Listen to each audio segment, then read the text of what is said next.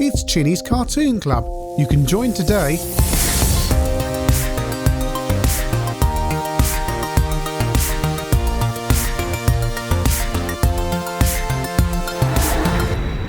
Tec Software, a company that bought us many Hanna Barbera cartoon games from about 1993 to 1992. It all ended rather abruptly just before they were going to release a Daffy Duck game for the Commodore 64. But they did things like the Jetsons, Yogi Bear, and basically any Hanna Barbera property they could get their hands on. And they'd put these out generally on budget. And today we're looking at Atomant. Now, Atomant isn't a cartoon here in the UK we'd heard much about. It's an ant, basically, and it's from the 60s, so they've called him Atomant, and basically he fights crime. As you'd expect, it's standard Hanna Barbera fare. But what we're interested in here is the game. A nice colourful artwork on the cover. Of course, that's the advantage. You've got the Hanna Barbera license. You've got all that artwork. And in some cases, brand recognition, things like Yogi Bear and so on. But I don't know how much it cost Tec to license these characters. It must have cost a fair bit, and it seems quite logical. We've got this cartoon animation studio. We've got all these well-known, not so well-known characters. I'm starting with the CPC version, which has this nice loader, but also this is the version I had, bought it in W.H. Smith's, $3.99. Very circular picture of Atomant on the loading screen. Tec logo, converted by Twilight.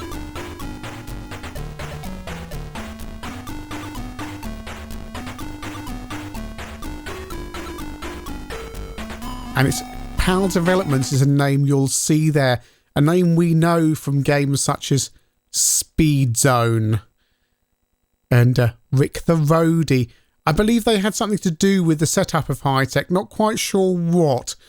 Sure, Larry will be in the comments filling us in on that, because he's the kind of person who knows this stuff. I know there is some link between PAL Developments and Tec. I think it might be the same people running the software house.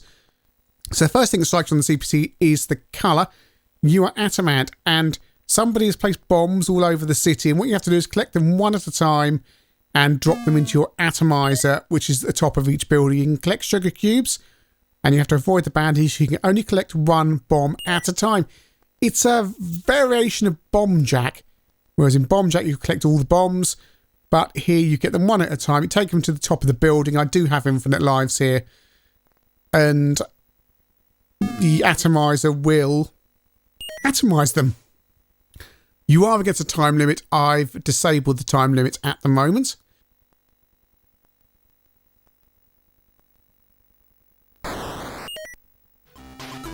Across the Specky, also converted by Twilight, so I'm guessing it's going to be very similar to the CPC version. Stage 1. Similar screen layout with the tall screen, but when I say tall, it's normal height, but they've taken some bits off the side to make it move quicker because it's using less screen memory. 2 colour graphics on the Specky, avoids colour clash, very, very detailed. Now, Hanna Barbera had to approve every game that Tec put out, and they were especially interested in the graphics and how things look because it's a cartoon. So they wanted things to look right, and they apparently always had a bit of a problem with the Spectrum because clearly it's the most graphically limited machine that Tec were converting these games to, and it had to be explained there were graphical limitations on the Specky, and therefore the games would have to be black and white, and yes, apparently Tec had to explain this, and other systems as well, because they didn't have these systems in the USA. You're trying to explain to someone and show them what you've done, and they're saying, well, why isn't there any colour, or why are the colours like that? You know, they don't match the original artwork, and the answer is, well, the system doesn't have the colours. This is the closest approximation we have.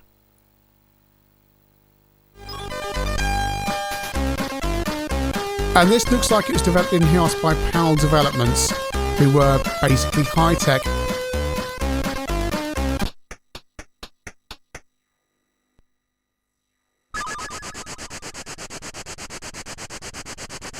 All a bit faster, all of a sudden. Much, much faster. I'm having to get used to flying around here because it's quite different.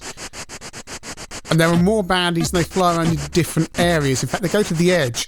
After you've had the Speccy and CPC version for a while, you realise some of the bandies don't actually go near the edge. So you've got quite a clear way up bits of the screen. At least I haven't put a plane next to the atomizer on this level. It's much, much faster.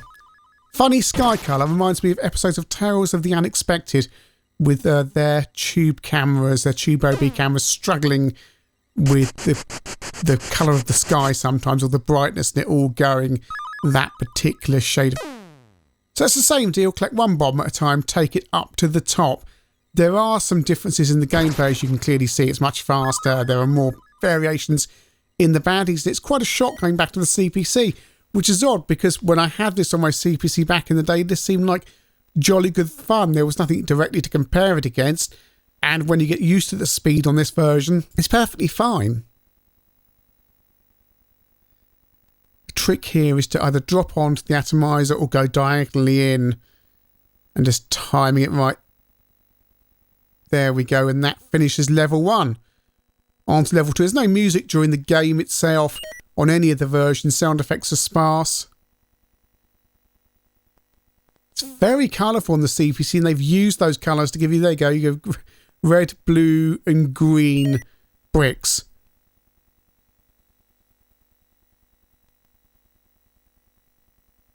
We go to the top. It's quite good arcade fun. That was more luck than judgment getting past him. And watch out for dropping objects near the top. On the C64, some of the objects that are dropped are bonuses.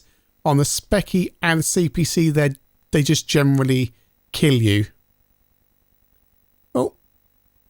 So it looks like a key. I don't know what that is dropping there, but it's to be avoided. It's just a little bit slow when you compare it to the C64 as we are seeing here. And that is level 2 cleared. But if you had nothing else to compare it against, you're not going to have a problem.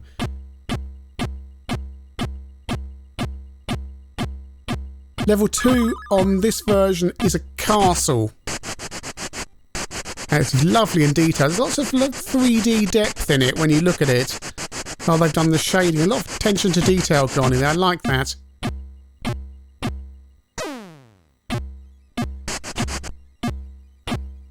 Different baddies as well. Sugar cube drop down there. When objects appear at the top of the screen, they're ready to drop down. They sometimes appear on the edge for about a quarter of a second before actually dropping.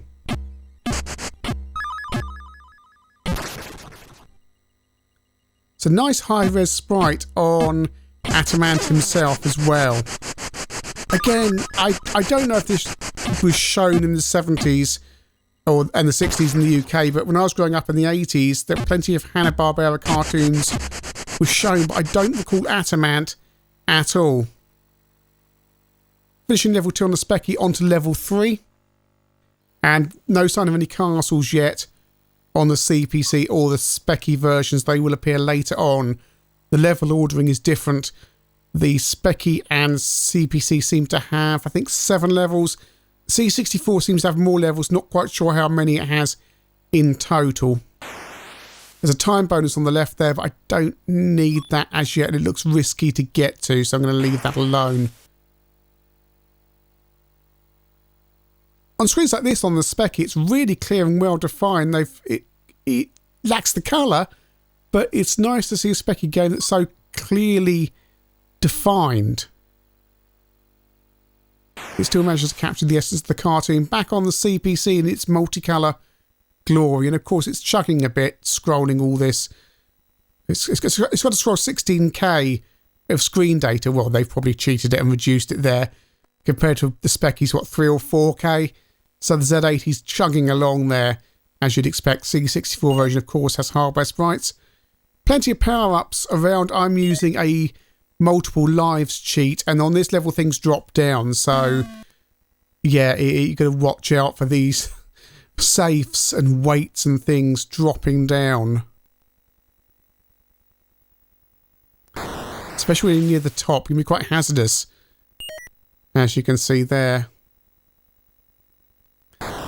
Level 6 on the CPC and the Spectrum is a castle level. The first sighting you get of that on those systems. And it gets a little bit busy when you're in certain sections. I imagine playing this in RF, you could have had problems trying to see what was going on a modern display. It's not much of an issue at all. It's a little, well, in some areas, some of the bombs get a little bit lost. It's not major.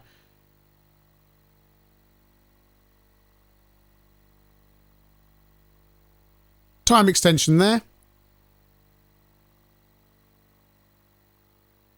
And the game won't let you pick up bombs when you are flashing with invincibility. So if you get killed, you're not going to be able to just grab the bomb. You're going to wait for the invincibility to go away.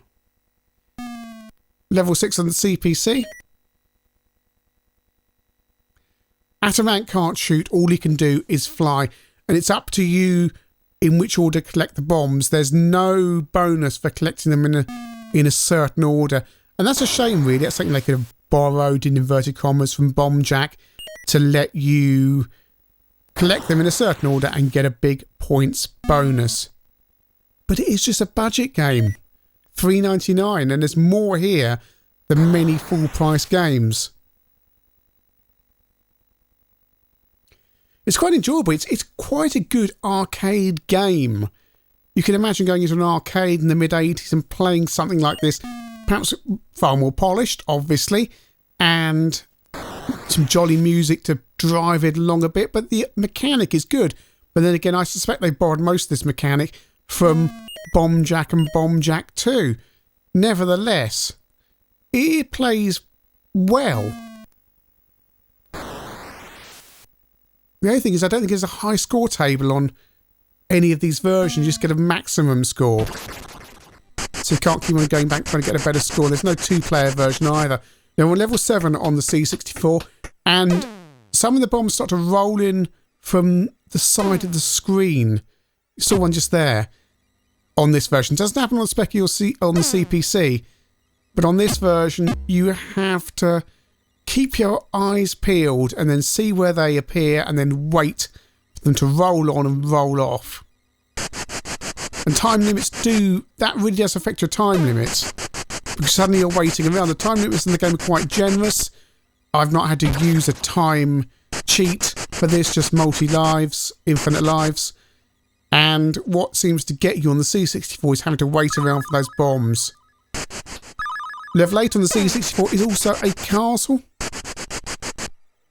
And it's getting really hard now. It gets really difficult. But it's such a well-presented game for a budget game. Granted, there's not a huge amount of substance here, but it all moves along pretty well on all these versions. This is level 7 on the Specky. 3 more bombs to get, but they're all placed in places, and they're not going to roll on like the C64 version and be hidden. Another one level 7 on the CPC. And that's the end of the game. Congratulations, you've cleared the city of all the bombs. Thank you, Atamant. See you next time. Why are there all these castles in a city? And this is level 8 on the C64, and I've got a couple of bombs to get still, and time is running out. And it will be game over. There's a bomb. So you've got to keep an eye for these bombs. There's one there. 10 seconds to go. There's no way I can do this. I've got to get to the top and find that last bomb. That's what I mean about the time limits. They are quite tight when you get towards the end of the game. On the C64, game over, out of time. Atamant is quite a remarkable budget game. It's very polished on all the versions, and it's an arcade-style game on your home micro for £3.99. And it's enjoyable. There's nothing innovative here. There's nothing new here. You could play Bomb Jack and have more fun. but I can't think of many games that use this mechanic. I've said it about Zub before. I like the going up and down mechanic because most games go left and right only or have a mix, but up and down, there's something about that I like, and Zub had that, and Atomand has it. CPC version is nice and colourful. It's the version I had. When you compare it against the C64 version, it doesn't half chug along though, and both the CPC and the Spectrum version are missing some of the gameplay elements of what I think was probably the original game, the C64. But on any of these formats, this isn't a too shabby game at all. It's one you don't hear people talk about, and actually it's a pretty good budget game from Hi-Tec and is indicative of the quality of some of the budget titles they were turning out, and indeed is probably better than some of the full price titles like the Jetsons Hi-Tec also put out. Give it a go.